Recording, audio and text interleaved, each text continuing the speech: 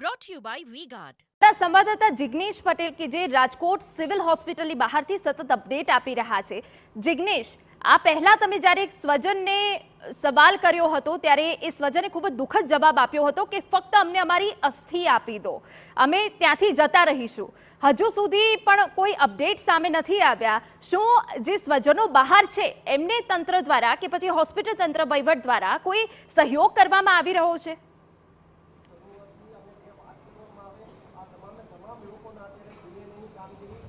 હિના, જે પ્રકારે ઘટના બની, ઘટનાના કલાકો વીતી ચૂક્યા છે, પરંતુ અનેક એવા પરિવારો છે કે જે પરિવારો પોતાના સ્વજનને શોધવા માટે, તેની ભાળ મેળવવા માટે તેઓ કઈ હાલતમાં છે, કાં તો તેમને મિસિંગ વ્યક્તિઓ બાબતે કહી દેવામાં આવે કે તે મળ્યા નથી, અથવા તો તે મૃત જાહેર કરવામાં આવ્યા હોય તો તેમને તે બાબતનું પણ જાણકારી આપવામાં આવે। આ પ્રકારની ભાળ મેળવવા માટે કલાકોથી જે આ બિલ્ડિંગ છે સિવિલ હોસ્પિટલનું, તેની બહાર બેઠેલા છે। સૌપ્રથમ તો જે આ દ્રશ્યો છે તે બતાવીશું કે આ જગ્યા પર તમામ પરિવારજનોના DNA ટેસ્ટ કરવામાં આવ્યા છે, તમામ પરિવારજનોના સેમ્પલ લેવામાં આવ્યા છે, અને સેમ્પલ લીધા બાદ હવે DNAના જ્યારે રિપોર્ટ્સ આવશે ત્યારે આ રિપોર્ટ્સમાં હકીકત સામે આવશે કે આખરે જે પ્રકારે મૃતકોની જે સ્થિતિ હતી તેને લઈને કઈ બોડી, એટલે કે કયા મૃતકની જે બોડી છે તે કયા સ્વજનની છે તેની જાણકારી મળશે। મારી બીજી તરફના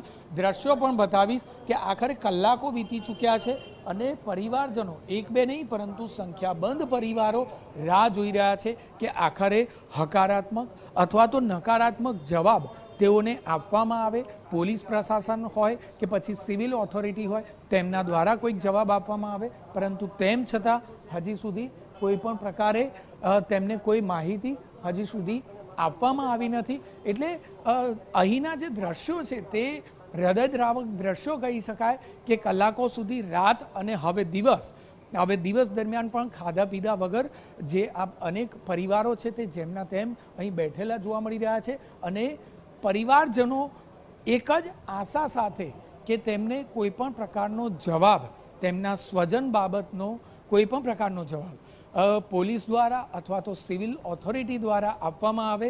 કેટલાક સ્વજનો તો પોતાના પરિવારજનોના જે સ્વજનો છે તે સ્વજનની અસ્થિઓ મેળવવા માટે PM રૂમની બહાર કલાકોથી બેઠેલા જોવા મળી રહ્યા છે। તેમની એક જ માંગ છે કે બસ અમારા જે વ્યક્તિ હતા તે તો હવે રહ્યા નથી, બસ તેના થોડા અસ્થિ અમને આપી દો જેથી કરીને અમે અંતિમ વિધિ કરી શકીએ। આ પ્રકારની તેઓની લાગણી છે કે જે લાગણી સાંભળતાની સાથે જ કોઈ પણ વ્યક્તિની આંખમાંથી આંસુ સરી પડે તે પ્રકારના અહીંના દ્રશ્યો છે। ખૂબ જ હૃદયદ્રાવક દ્રશ્યો અહીં જોવા મળી રહ્યા છે। એક બેની સંખ્યાબંધ એવા પરિવારો છે કે જે પરિવારોએ પોતાના વાલસોયાને ગુમાવ્યા છે। એક પરિવાર સાથે અમારી વાતચીત થઈ તો એ ભાઈ દ્વારા જે તે 20 વર્ષના યુવાનને નોકરી પર રાખવામાં આવ્યો હતો, જેણે TRP જે ગેમિંગ ઝોન છે ત્યાં તેને નોકરી અપાવી હતી। નોકરીના હજી 15-20 દિવસ જ વીત્યા હતા, પરંતુ આજે આ વ્યક્તિ જિંદગીભર આ વસ્તુને ભૂલી નહીં શકે કે મેં આ જગ્યા પર જે યુવાનને નોકરી પર લગાવ્યો હતો તે એક દ્રશ્યો છે કે જે દ્રશ્યોમાં પરિવારજનો પોતાનું રુદન રોકી શકતા નથી। આખરે આ એક જ પરિવારની નહીં પરંતુ અનેક પરિવારની આ પ્રકારની પીડા છે જે અવારનવાર અમારે જોવી પડી રહી છે। ખૂબ જ દુઃખદ ઘટના, અને એમાં પણ જ્યારે સ્વજનની કોઈ પણ પ્રકારની બોડી ન મળે, તેનો મૃતદેહ ન મળે, ત્યારે આ પ્રકારના પરિવારો માટે દુઃખ વધુ ને વધુ વધતું જતું હોય છે, કારણ કે જે સમય છે તે સમય પસાર કરવો તેમના માટે વધુ ને વધુ વિકટ બની રહ્યો છે। એક બે નહીં પરંતુ અનેક એવા પરિવારો છે કે જેના વાલસોયા અહીં એક ધ્રોલથી આવેલો પરિવાર છે કે જે પરિવારના બાળકો અહીં રમવા માટે આવ્યા હતા, જેની માતાને હજી સુધી ખબર નથી કે તેમણે પોતાના વાલસોયાને ગુમાવ્યો છે, કારણ કે અહીંથી મૃતદેહ આપવામાં આવ્યો નથી, માટે આ માતાને પણ જાણ કરવામાં આવી નથી. આવા તો અનેક પરિવારો છે કે જે પરિવારોના માતા પિતાને કે તેમના સ્વજનને હજી સુધી જાણ કરવામાં આવી નથી કે તેમના જે વાલસોયા સંતાનો અથવા તો યુવાનો છે તે હવે આ દુનિયામાં રહ્યા નથી અને આ દુર્ઘટના ઘટી છે તે દુર્ઘટનાનો તેઓ ભોગ બન્યા છે.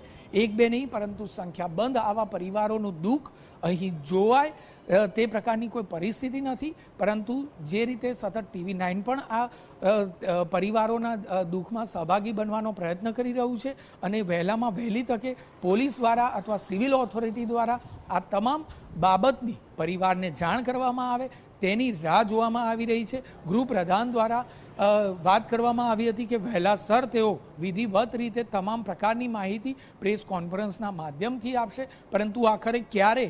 કારણ કે એક બે નહીં પરંતુ 28 પરિવારોના હજારો સ્વજનો રાહ જોઈ રહ્યા છે કે આખરે તેમના સ્વજન બાબતે કોઈ પણ પ્રકારની ભાળ આપવામાં આવે અને આ જ ભાળ મળતાની સાથે જો જે તે વ્યક્તિનું મૃત્યુ થયું હોય તો આખરે અંતિમ વિધિ માટેની તેઓ તૈયારી કરે અને અંતિમ વિધિ કરે. પરંતુ અત્યારે હાલમાં આ તમામ પરિવારોની સ્થિતિ એવી છે કે તેમને પોતાના સ્વજન ગુમાવ્યા છે કે પછી નથી ગુમાવ્યા, આ બાબતને લઈને તેઓને અસમંજસમાં જોવા મળી રહ્યા છે. કારણ કે જ્યાં સુધી મૃતદેહ તેઓને સોંપવામાં ન આવે ત્યાં સુધી કોઈ પણ પ્રકારનું તેમના માટે જણાવવું પણ મુશ્કેલ ભર્યું જોવાઈ રહ્યું છે. બિલકુલ જિગ્નેશ, હૃદય હચમચાવી દે તેવી આ પરિસ્થિતિ ઊભી થતી હશે. અમે તમારી પાસેથી વિગતો લેતા રહીશું. તો જે રીતે અમારા સંવાદદાતા સતત સિવિલ હોસ્પિટલ બહારથી અપડેટ આપી રહ્યા છે, જ્યાં સ્વજન માત્ર એ રાહ જોઈ રહ્યા છે કે ક્યારે અમારા સ્વજનની અમને ભાળ મળે. એક પરિસ્થિતિ એ સર્જાતી હોય છે કે જ્યાં રાહ એવી હોય કે સ્વજન નજીક ગયો હોય અને તે બાદ પરત આવવાની હોય, પરંતુ આ જે પરિવાર છે એ સ્વજનની રાહ જોઈ રહ્યો છે જે ક્યારેય નથી આવવાના.